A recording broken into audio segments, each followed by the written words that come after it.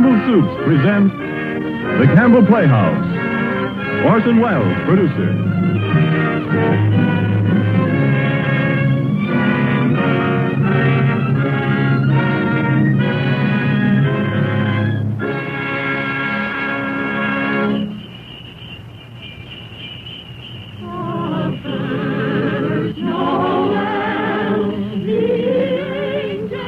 Good evening. This is Orson Welles. There are clearly a number of ways in which a Christmas carol could be introduced. Myself, I am most struck by the happy fortune that enables us on this Christmas Eve to present Mr. Lionel Barrymore, the best-loved actor of our time, in the world's best-loved Christmas story, A Christmas Carol. It is the American way, as we know, to establish traditions quickly where popular instinct and sentiment pronounce them sound. And so it is that today, actually only the 5th anniversary of Mr. Lionel Barrymore's first playing of the part of Ebenezer Scrooge for the Campbell Playhouse, there is, I think, in all America, nothing more eagerly awaited, more firmly rooted in the hearts of the radio family that numbers millions, than this yearly performance of A Christmas Carol. A Christmas Carol, as Charles Dickens wrote it, has by common consent long been a classic.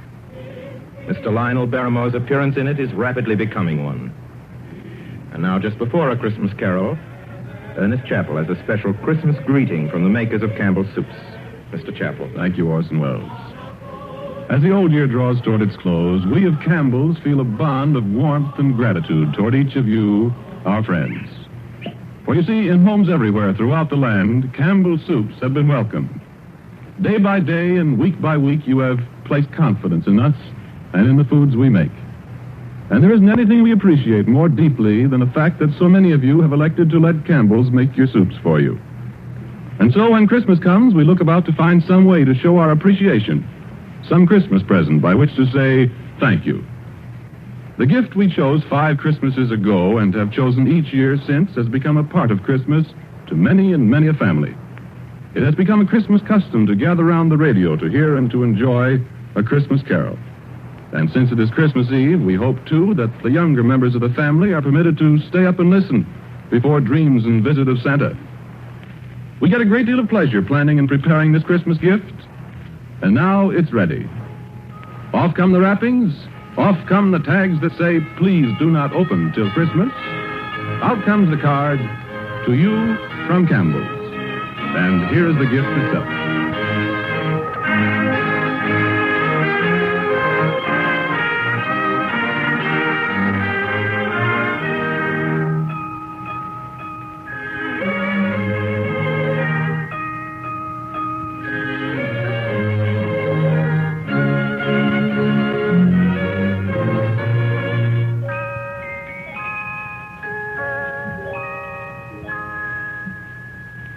Marley was dead to begin with.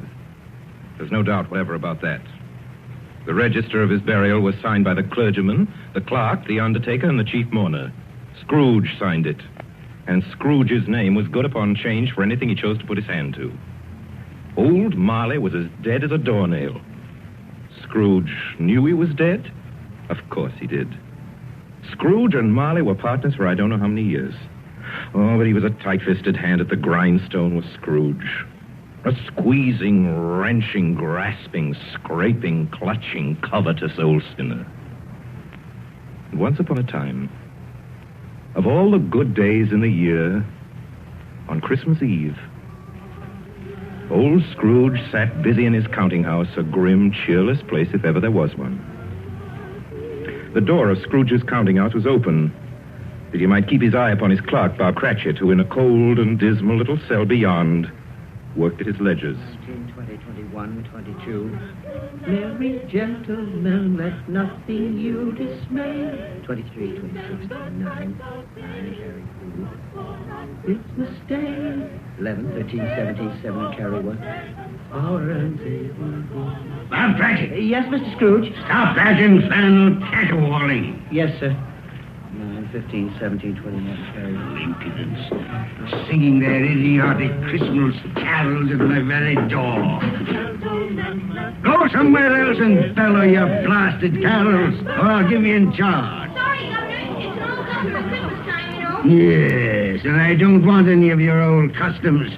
Take your fellow fools and go away. Christmas. Blah. Right, sir. Merry Christmas anyway, sir. A Merry Christmas, Uncle. A Merry Christmas, Bob. Merry Christmas, Mr. Fred. God save you, Uncle. Ah, humbug. Christmas a humbug, Uncle? Now, I'm sure you don't mean that. I mean just that. Exactly that. Merry Christmas. What right have you to be merry? What reason have you? You're poor enough. Well, what right have you to be dismal about Christmas, Uncle? You're rich enough. Ah, Now, Uncle, don't be cross. well, what else can I be when I live in such a world of fools? What's Christmas to you but a time for paying bills without money? Merry Christmas. A time for finding yourself a year older and not an hour richer.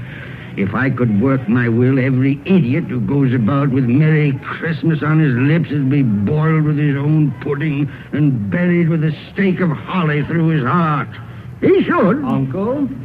Nephew, keep your Christmas in your own way and let me keep it in mine. Keep it, but you don't keep it, Uncle. Well, let me leave it alone then. What do you want? A Christmas gift, I've no doubt. I came to wish you a Merry Christmas, Uncle. Merry Christmas. Much good may Christmas do you. Much good it ever has done you. There are many things from which I derive good by which I have not profited materially, I dare say, Uncle. Christmas among the rest. But I have always thought of Christmas time as a good time. A kind, forgiving, charitable, pleasant time. And therefore, Uncle, though it has never put a scrap of gold or silver in my pocket, I believe it has done me good and will do me good. And I say, God bless it. God bless Christmas. Hurrah! Let me hear another sound out of you there, Bob Cratchit, and you'll keep your Christmas by losing your situation. As to you, nephew, I wonder you don't go into Parliament. You talk enough nonsense. Don't be angry, Uncle. I want nothing from you. I ask nothing of you. Why can't we be friends? Good afternoon. Well, I'm sorry you feel that way. I've tried. A Merry Christmas to you, Uncle. Good afternoon. And a Happy New Year, too. Ah, humbug. And a Merry Christmas to you, Bob, and the missus, and to Tiny Tim. Thank you, Mr. Fred. Same to you, sir. Good day, sir. Good day, Bob. Nonsense. Twaddle. Lummery. Talking of Christmas and not 2 sixpences to jingle together in his trousers pocket. You there, Bob Cratchit. Come here. What are you doing there? I was only putting a bit more coal on the fire, Mr. Scrooge. Seeing it's so cold in there, sir. Well, you put that coal back into the scuttle. A fire. A fire, indeed. I can tell you, if you use coal at that rate, you and I will soon be parting company, Bob Cratchit. You understand that? There's many a young fella like your situation, you know. Oh, I'm sorry, sir. My fingers were getting a little stiff with the cold. Then put on your mittens. There's someone at the door. See who it is. Yes, sir.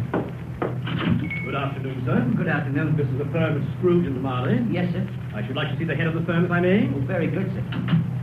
What is it? A gentleman to see you, Mr. Scrooge. Huh? Have I the pleasure of addressing Mr. Scrooge or Mr. Marley? Marley's been dead these 7 years tonight.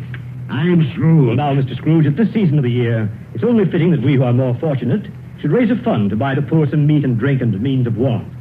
You may not believe it, sir, but many thousands are now in want of common necessities, and hundreds of thousands are in want of the simplest comforts, sir. Are there no prisoners? There are plenty of prisons, sir. And the workhouses? They're still in operation, I trust. I wish I could say they are not, but they are, sir. The treadmill and the poor law are in full vigor then? Both very busy, sir. Oh, well, I'm very glad to hear that.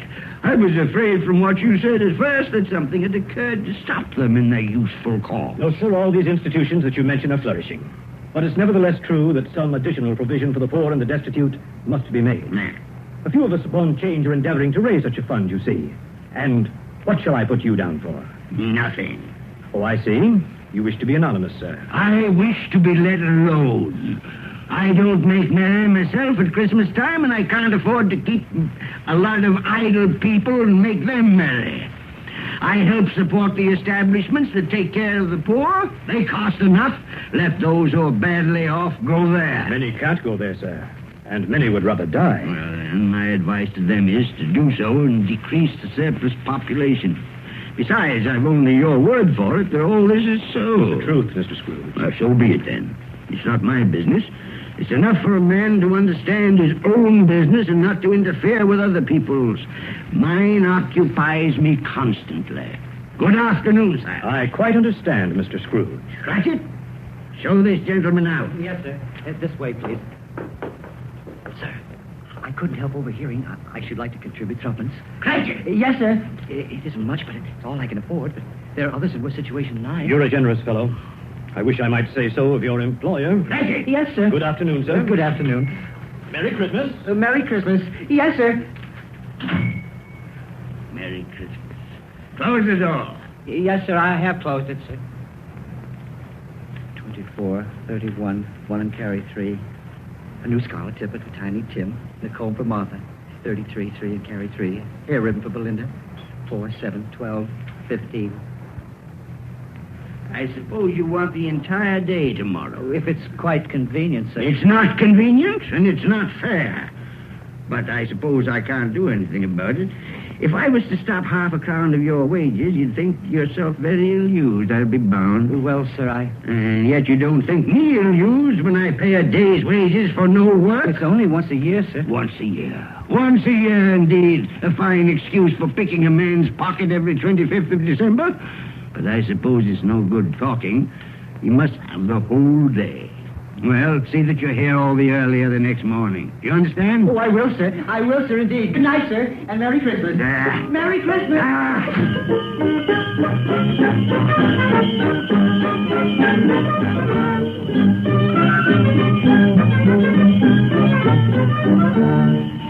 The office was closed in a twinkling, and Bob Cratchit, with the long ends of his white comforter dangling below his waist, for he boasted no greatcoat, went down a slide on Cornhill 20 times in honor of its being Christmas Eve, and then ran home to Camden Town as hard as he could pelt to play with his family at Blind Man's Buff. Scrooge, on the other hand, took his melancholy dinner in his usual melancholy tavern. Having read all the newspapers and spent the rest of the evening with his banker's book, went to his dismal house. Darkness is cheap, and Scrooge likes it. The yard was so dark that even Scrooge, who knew its every stone, had to grope with his hands through the fog and the frost to find the door. Scrooge walked through his rooms to see that all was right. Sitting room, bedroom, lumber room, all as they should be. Nobody under the table, nobody under the sofa. Nobody under the bed, nobody in the closet. Closed the door. Locked himself in, double locked himself in. And took off his cravat, put on his dressing gown and slippers and his nightcap, and sat down before the fire to take his gruel.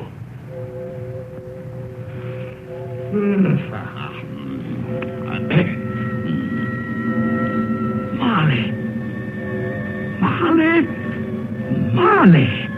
I could have sworn I saw... humbug. Marley's been dead these 7 years. Humbug. It's all humbug. What I need is a good night. What's that? Someone's in the wine cellar. But the door's locked and double locked. It's coming. Something is coming closer. Outside my door. I won't believe it. It's humbug still. Ebenezer Scrooge. Ebenezer Scrooge. Oh, no. What do you want with me? I want much of you, Ebenezer. Who are you? Ask me who I was. Oh, you're very particular for a ghost. All right. Who were you then? In life, I was your partner, Jacob Marley. Jacob Marley. But you're dead. You died 7 years ago. 7 years ago this very night. You are a ghost, then? What's wrong, Ebenezer? Don't you believe in me? I do not. You doubt your senses, Ebenezer? Yes, because a little thing affects them. A slight disorder of the stomach makes them cheats. You can't be a ghost. You may be an undigested bit of beef, a blot of mustard, a crumb of cheese, a fragment of an underdone potato. There may be more gravy than grave about you, whatever you are. Humbug, I tell you. Humbug. Excuse me, Jason. Excuse me. I do believe in you. You are a ghost, Jacob. Thank you. But why do you walk the earth, Jacob? Why do you come to me? It is required of every man that the spirit within him should walk abroad among his fellow men and travel far and wide to witness what it cannot share but might have shared on earth and turn to happiness. Oh, tell me, Jacob, what is that chain you wear around you? I wear the chain I forged in life. I made it link by link and yard by yard by my own free will. Is its pattern strange to you, Ebenezer?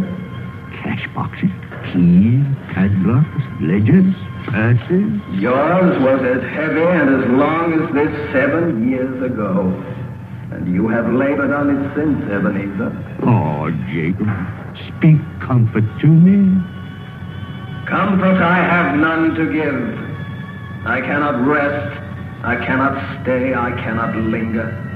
Weary journeys lie before me. You travel fast? Yes, Ebenezer, on the wings of the wind. 7 years dead and traveling all the time? 7 years, Ebenezer.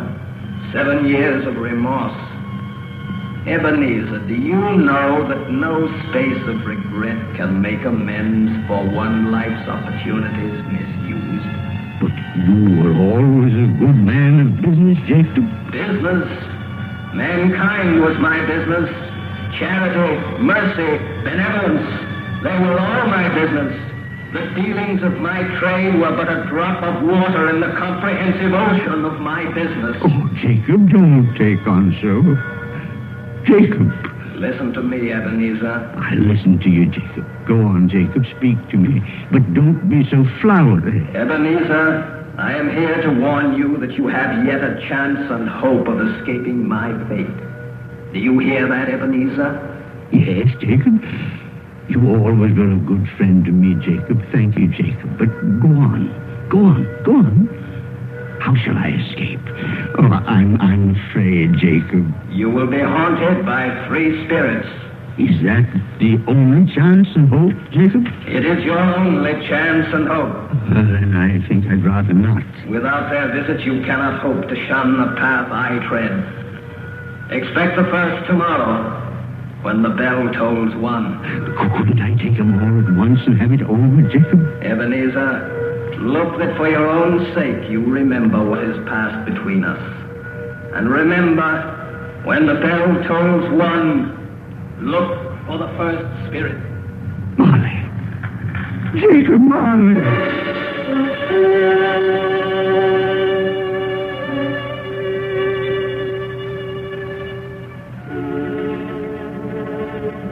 Scrooge awoke. He was lying on his bed fully dressed. Suddenly the curtains of his bed were drawn aside. Scrooge found himself face to face with the unearthly visitor who drew them. As close to it as I am now to you.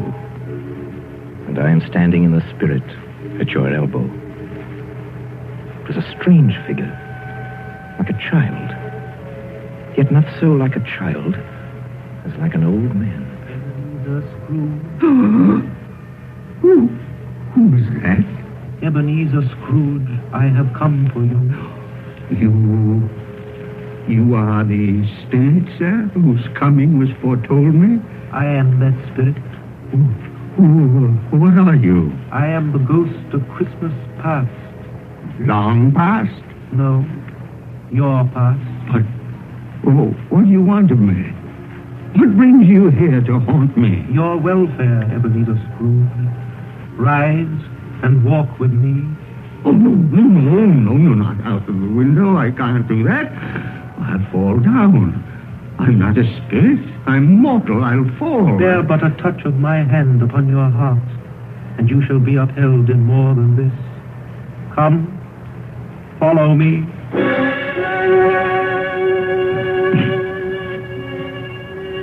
Where are we?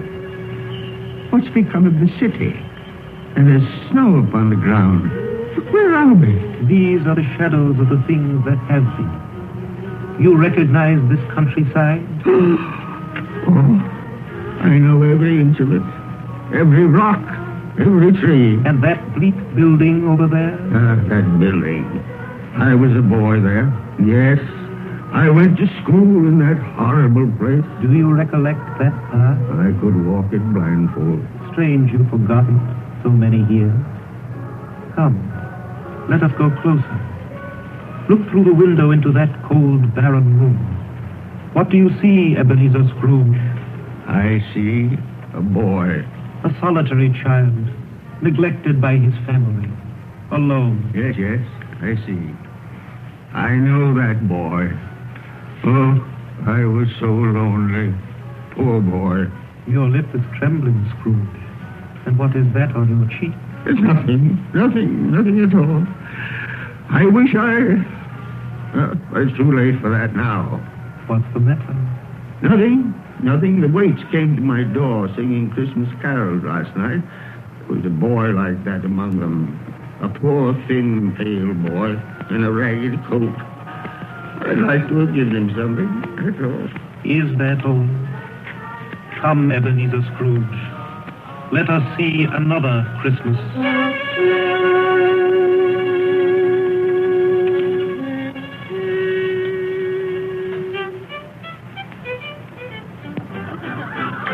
Do you know this place, Ebenezer Scrooge? Know it? Know it? Why, this is the counting house where I was apprenticed. Listen. Choose your partners. Why, it's my old master. Bless his heart, old Fezziwig. My master, alive again, and hosting one of his Christmas parties. Listen to him. Spread the needle and back to your places. There's Dick Wilkins. Poor Dick. Dear, yes? And look, there's Mrs. Fezziwig herself, looking younger than any of them. And the tables all loaded with roast and cider and mince pie and beer. Oh, what a jolly time we used to have. That carefree young man with the light heart and the gay smile. Do you recognize him? Yes. Merciful heaven. How happy I was then. A small matter for old Fezziwig to make those silly folks so full of joy. Small matter? Small indeed. Isn't it? He has spent only a few pounds of your mortal money. Is that so much that he deserves praise?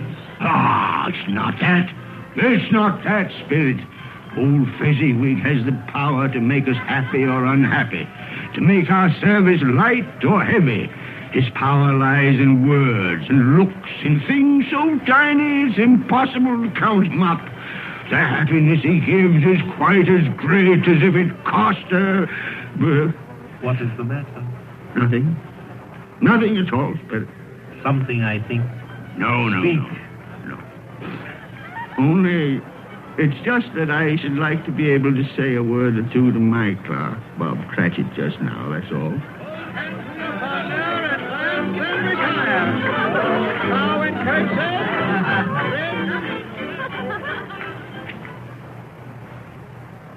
My time grows short, and we have yet another journey to make.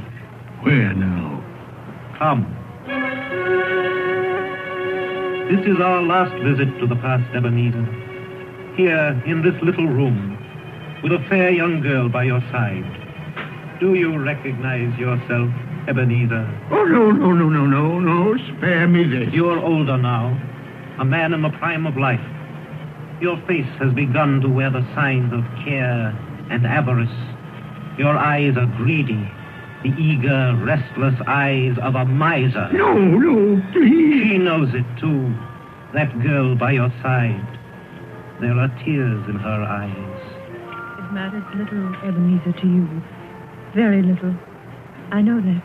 Belle, have I changed towards you? When we were engaged, we were both poor. Was it better then? Better to be poor? Better at least to be happy. You're changed. You were another man then. I was a boy. Do you blame me because I've grown wiser? Have I ever tried to break our engagement? In words, no. Never. In what, then? In a changed nature. In an altered spirit. In everything that made my love of any value in your sight. So I release you from your promise. Belle. Oh, at first it may cause you pain to lose me. A very brief pain. But soon it will be dim, like a half-remembered dream, an unprofitable dream, and you will be glad to be awake from such a dream. May you be happy in the life you have chosen, Ebenezer, for the love of him you once were. Spirit, it's enough. Show me no more. Take me home. These were shadows of the things that have been. That they are what they are. Do not blame me. No more. No more. One shadow more. Come. Do you see this man, Ebenezer Scrooge? This man might have been you, and the woman beside him your wife. And that girl might have been your daughter, Ebenezer Scrooge. She might have called you father. She might have been a springtime in the haggard winter of your life.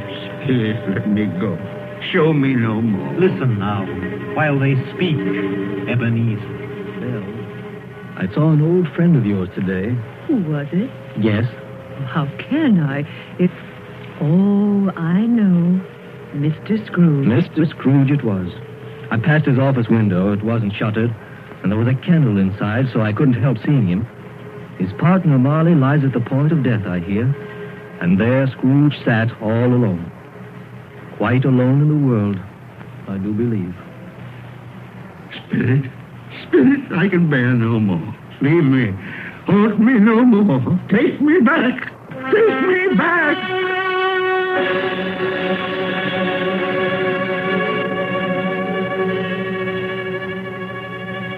Good King Wenceslas looked out on the feast of Stephen, when the snow lay round about, deep and crisp and even, brightly shone the moon that night.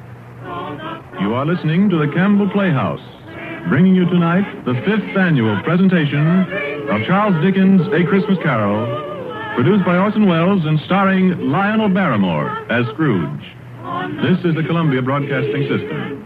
When the snow lay round about, deep and crisp and even, brightly shone the moon that night, though the frost was cruel, when a poor man came in sight, gathering winter's dew. And now, back to the Campbell Playhouse and the 5th annual presentation of A Christmas Carol. A Christmas present from the makers of Campbell's Soups.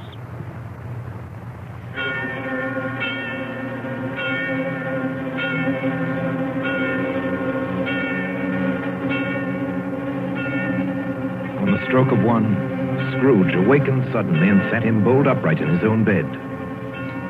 He remembered the words of Marley's ghost and wondered from which direction the second specter would appear. At that moment, nothing between a baby and a rhinoceros would have astonished him very much. Now being prepared for almost anything, he was not by any means prepared for nothing. And consequently, when no shape appeared, he was taken with a violent fit of trembling. 5 minutes, 10 minutes, quarter of an hour went by, yet nothing came. Then, as he sat in his bed, he became aware gradually of a great blaze of ruddy light that seemed to shine upon him from the adjoining room. He got up softly and shuffled in his slippers to the door. It was his own sitting room, there was no doubt about that. But it had undergone a surprising transformation. The walls and ceiling were so hung with living green that it looked a perfect grove. And there sat a jolly giant, glorious to see, who bore a glowing torch in shape not unlike Plenty's horn, and held it up, high up, to shed its light on Scrooge as he came peeping round the corner. Come in, Ebenezer Scrooge, and know me better, man. I am the ghost of Christmas present. Spirit, take me where you will. Last time I went against my will and learned a lesson which is working now. If you have anything to teach me, let me profit by it. Touch my robe, Ebenezer Scrooge. Touch my robe.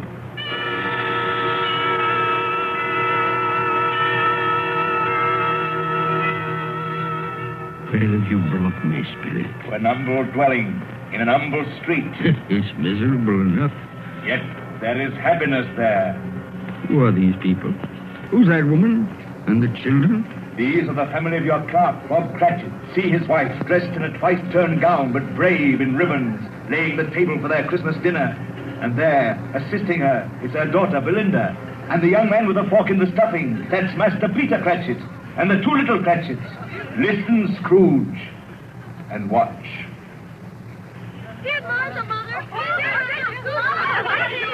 Quiet, children, quiet. Now sit you down before the fire, Martha, and have a warm, Lord bless you. Where's Father? He's been to church with Tiny Tim. They'll be along directly. How is Tiny Tim, Mother? Any better at all? Sometimes I think he is.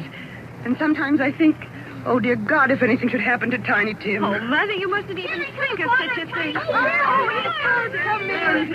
Everybody. Martha, welcome, my dear. Oh, Merry Christmas, Father, and Tim. Merry Christmas, Martha. Oh, Tim, you darling. Oh, Father, I'm so glad to be home. And we're glad to have you, Martha. And how did little Tim behave in church, Bob? As good as gold and better. I like church, Mother. Oh, they sang the nicest songs. I hope people saw me there. Saw you there? And why, Tim? Well, don't you see? Because I'm lame. And if they saw my crutch, it might be pleasant for them to remember on Christmas who it was made lame beggars walk and blind men see. Bless you, my son. Are we ready to eat, Father? Oh, come on, children, you're all ready. Come, take your places and wait your turn. There's plenty of stuffing and dressing and plum pudding for all of you. Martha, take care of Tiny Tim and see that he eats plenty. Yes, he must Mother. get strong and well. Now sit down, everyone. Yes, come on, Tiny Tim. And now, my dears. I see a vacant seat in the poor chimney corner, and a crutch without an owner, carefully preserved. No, kind spirit. Say he'll be spared. Say he'll live. If these shadows remain unaltered by the future Ebenezer, the child will die. And to pray thy name. Amen. Amen. And now, my dears, with such a dinner, a toast. A Merry Christmas to us all, and God bless us. God bless us, everyone. And now to Mr. Scrooge. I'll give you a toast to Mr. Scrooge, the founder of the feast. Oh, the founder of the feast, indeed, who pays you all 15 shillings a week. I wish I had him here. I'd give him a piece of my mind to feast on, and I hope he'd have good appetite for My it. dear, the children, Christmas Day. It should be Christmas Day, I'm sure, on which one drinks the health of such an odious, stingy, unfeeling man as Mr. Scrooge. You know he is, Bob. Nobody knows it better than you, poor fellow. My dear Christmas Day. I'll drink his health for your sake and the day's, not for his. Long life to him. A Merry Christmas and a Happy New Year. He'll be very merry and very happy, I have no doubt. And I say God bless him too, Mother, and everyone. Yes, Mr. Scrooge. Very well.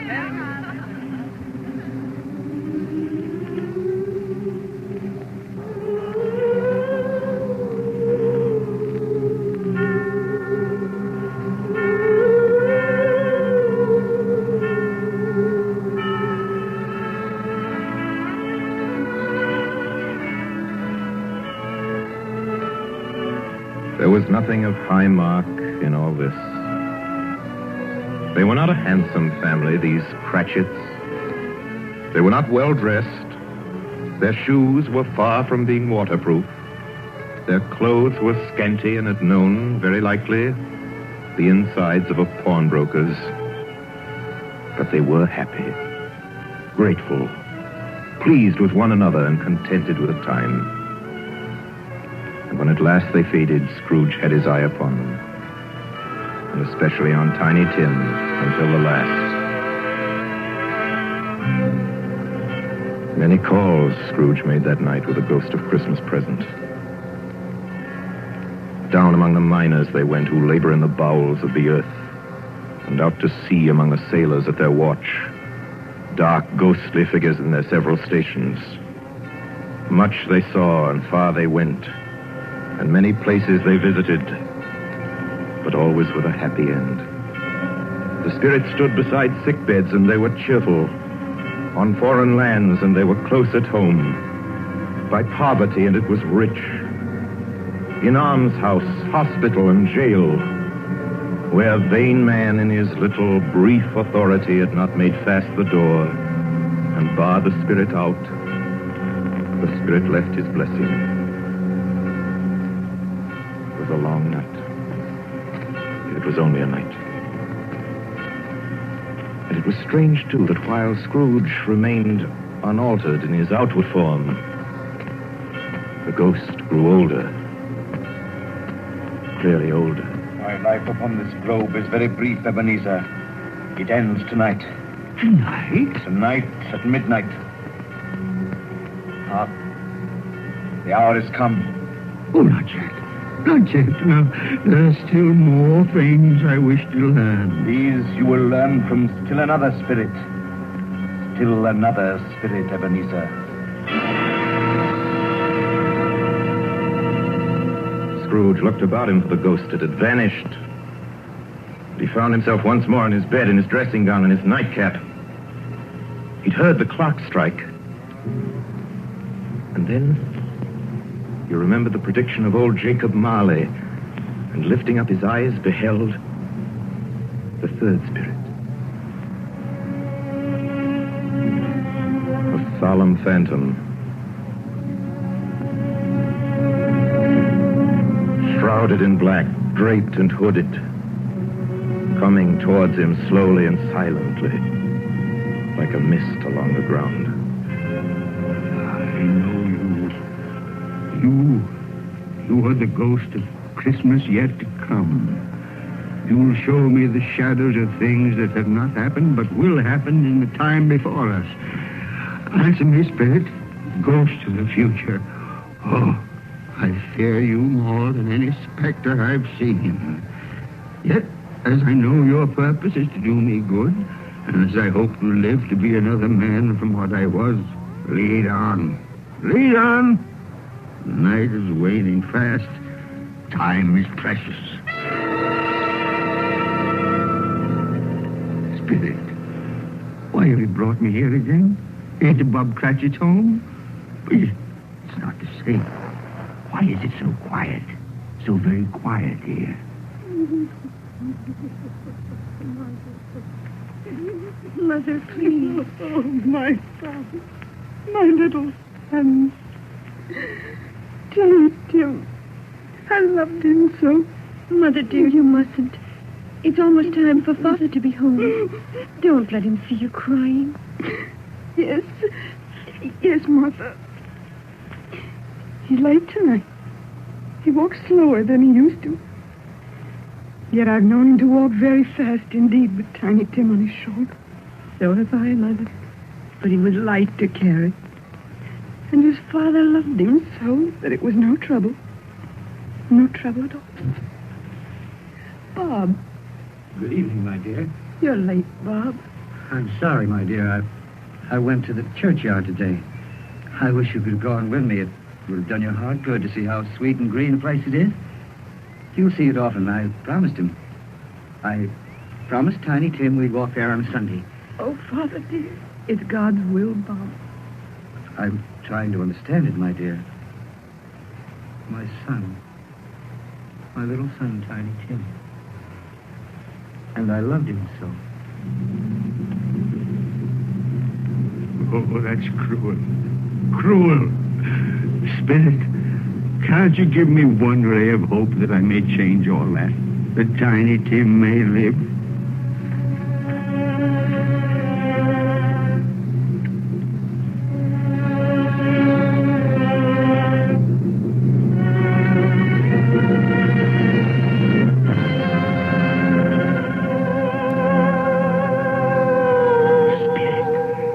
Where are we now?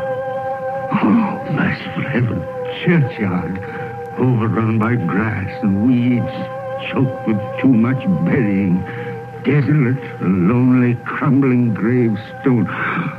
Spirit, now before I draw nearer to that gravestone, answer me one question.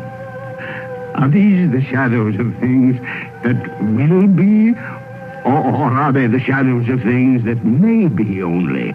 Will you not speak to me, Spirit? What is that grave to which you point? Now I see. There's writing on that stone. Name on the gravestone is Ebenezer Scrooge. Ebenezer Scrooge.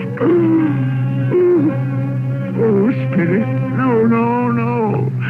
Spirit, hear me. I I'm not the man I was. Why show me this if I'm past all hope? Tell me that I may change these dreadful shadows that have come, that you've shown me by an altered life. I'll honor Christmas in my heart, and I'll try and keep it all the year. I'll live in the past, the present, and the future. I will not shut out the lessons that they teach.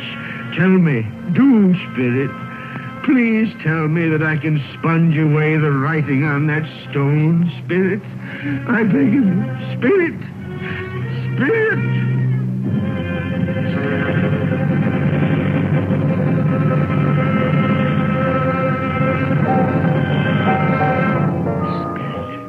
I promise on my knees. I promise.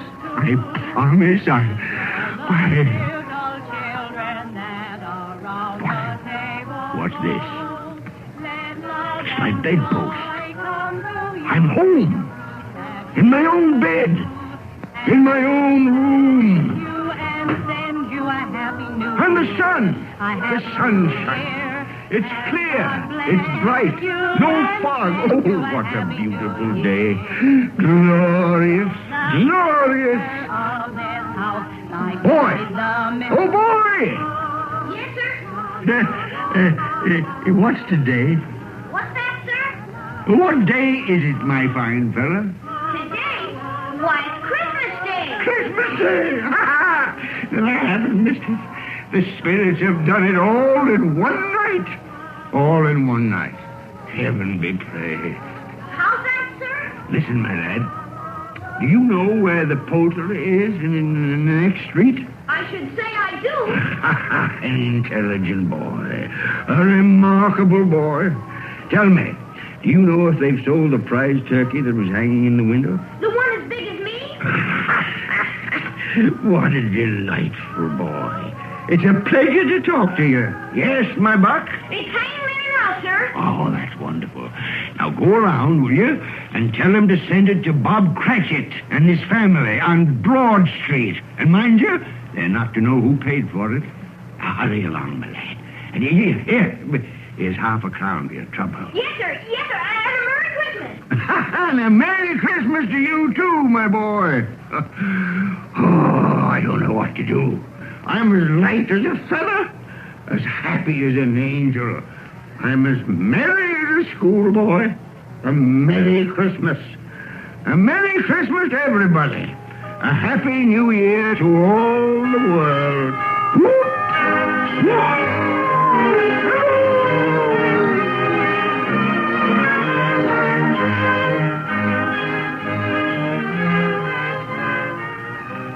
Next morning, Scrooge was early at his office. He went early for a reason.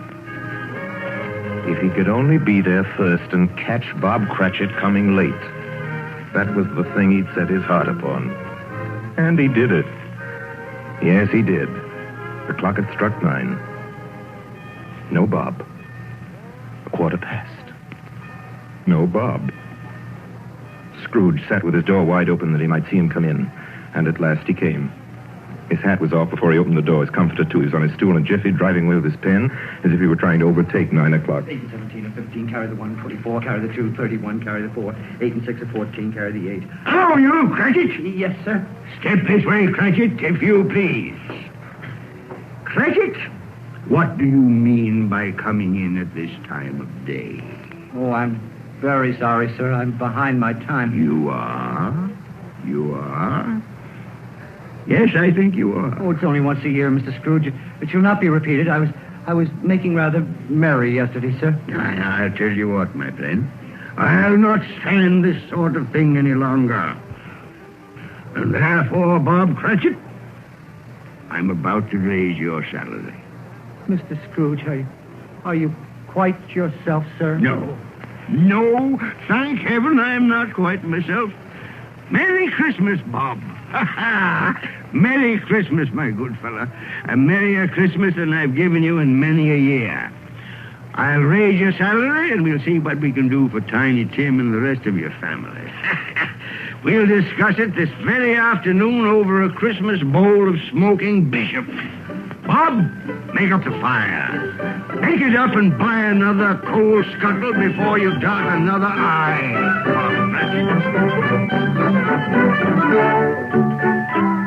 Scrooge was better than his word. He did it all, and infinitely more. To Tiny Tim, who did not die, he was a second father. He became as good a friend, as good a master, and as good a man as the good old city knew, or any other good old city, town, or borough in the good old world. Some people laughed to see the alteration in him, but he let them laugh, and little heeded them. His own heart laughed, and that was quite enough for him. He had no further intercourse with spirits, but lived upon the total abstinence principle ever afterwards, and it was always said of him that he knew how to keep Christmas well, if any man alive possessed the knowledge. May that be truly said of us, all of us. And so, as Tiny Tim observed, God bless us, everyone. Joy to the world, the Lord is come. Let earth receive her King. Let every heart prepare his room.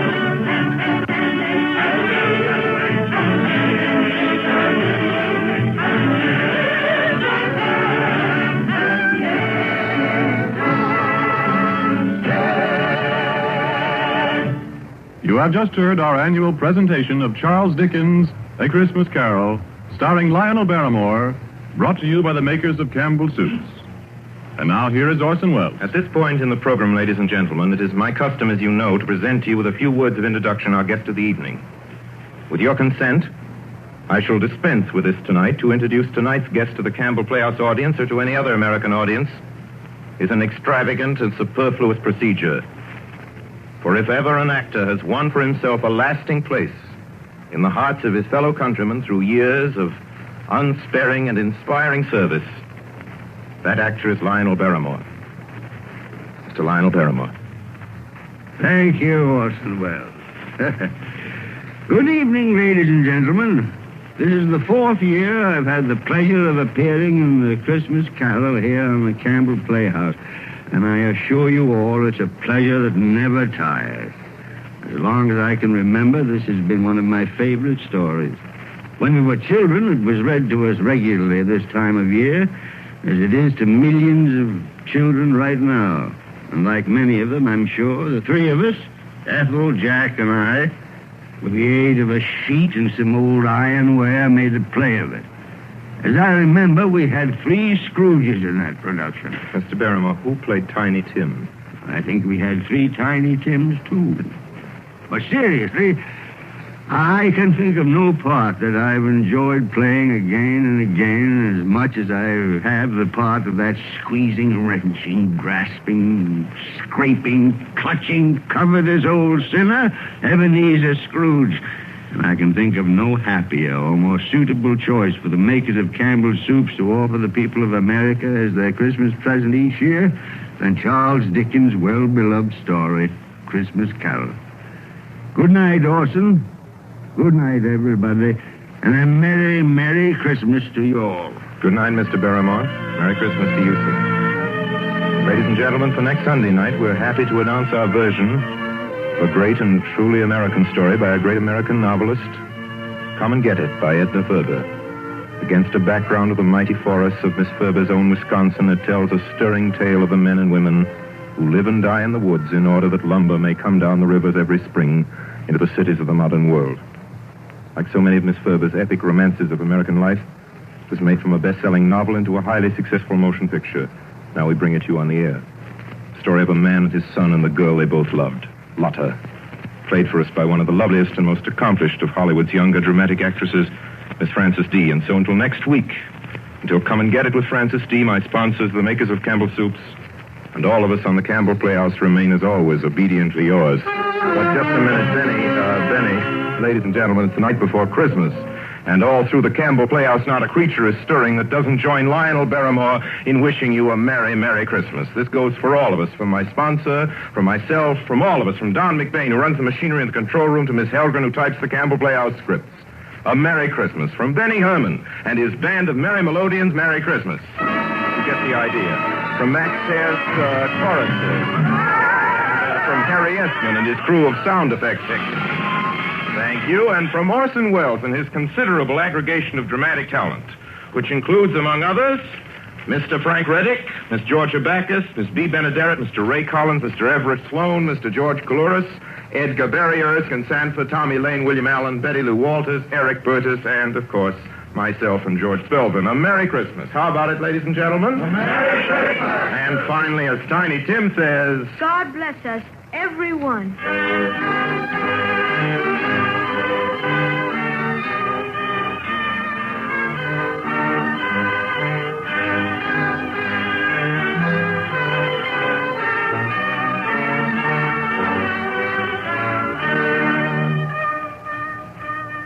The makers of Campbell's Soups join Orson Welles in inviting you to be with us in the Campbell Playhouse again next Sunday evening when we bring you Edna Ferber's Come and Get It with Miss Frances D. as our guest.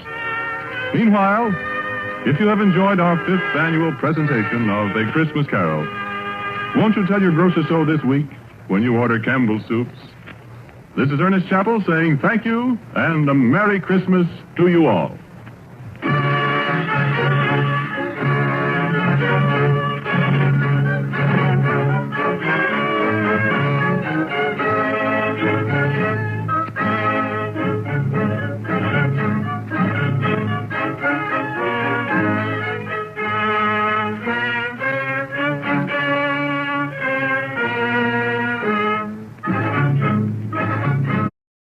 I urge all of you to join Veterans Ticket Foundation. There is no charge, no obligation.